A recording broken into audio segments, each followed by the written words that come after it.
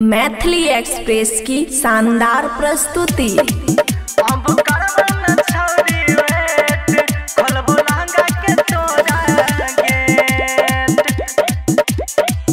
खुशी recording studio बलुआहा।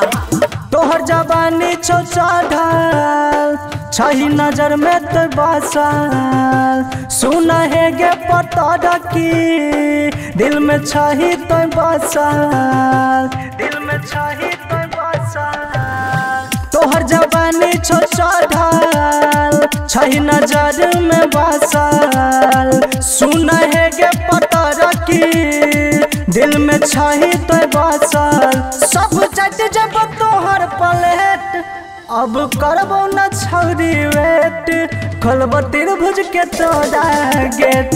अब करबो न छौरी वेट, खोलबो लहंगा के तोरा गेट। अब करबो न छौरी वेट, खोलबो लहंगा के तोरा गेट, खोलबो लहंगा के तोरा गेट। मिक्स बाय अमन अक्के। लाली ओठ लाली देबू सारी चमकवा गे, कहबी तकीन देबू चोरी झलकवा गे, चोरी झलकवा गे।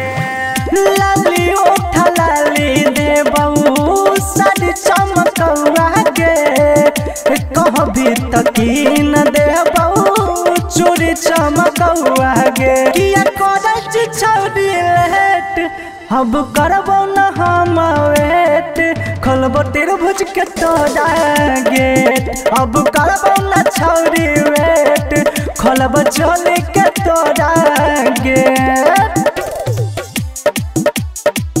अब करबो न छौरी वेट, खोलबो लहंगा के तोरा गेट, खोलबो लहंगा के तोरा गेट। खुशी रिकॉर्डिंग स्टूडियो बलुआहा। मन के दुआरा पर बान्हल चपड़ा गे, ओ कड़ा बेची के देबू साया के नारा गे, माल गे।